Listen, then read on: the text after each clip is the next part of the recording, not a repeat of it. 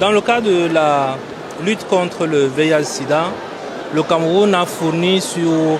les auspices de M. le Président de la République, son Excellence Paul Biya, d'énormes efforts. Le gouvernement camerounais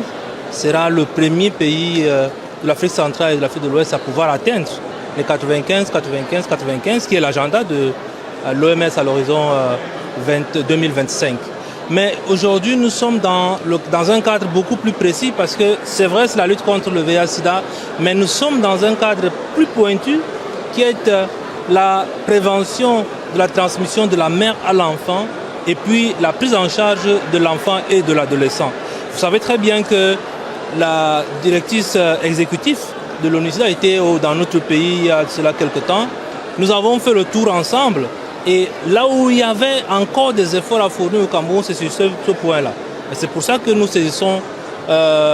l'opportunité de ce troisième forum sur la PTME pour remettre au goût du jour nos stratégies, pour qu'ensemble nous réfléchissions et que nous arrêtions des stratégies plus porteurs cette fois-là, pour pouvoir obtenir des résultats et que nous cessons d'avoir encore des transmissions de la mère à l'enfant alors que nous avons des techniques, des possibilités pour que l'enfant, la mère qui est séropositive puisse donner lieu à un enfant qui est sain. Et donc je pense que c'est dans ce sens que nous sommes là aujourd'hui et les participants vont s'y pencher, vont réfléchir et au bout de 4 jours, nous aurons des recommandations et nous mettrons en œuvre ce qui va être décidé par ces participants. Je saisis cette occasion pour saluer les avancées notables réalisées par le gouvernement du Cameroun en matière de prévention et de la transmission du VIH de la mère à l'enfant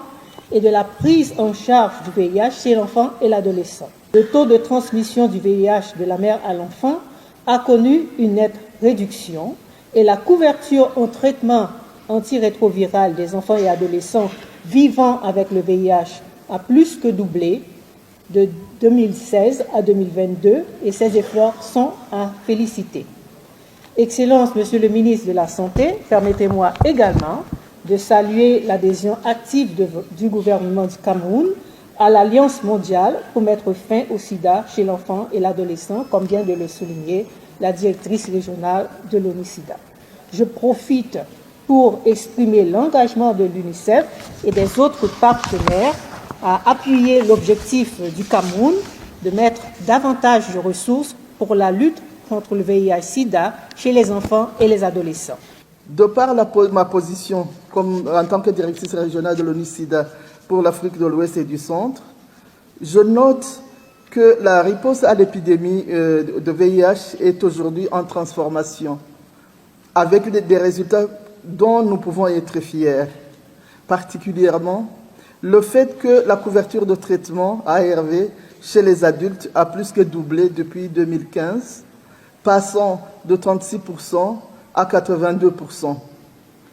Un doublement rendu possible grâce aux efforts de tous, permettant de changer les politiques et la mise en œuvre de stratégies différenciées de services, en particulier au niveau communautaire, et de mobiliser des ressources, y compris des ressources domestiques, et d'améliorer la prestation de services pour les patients qui en ont besoin.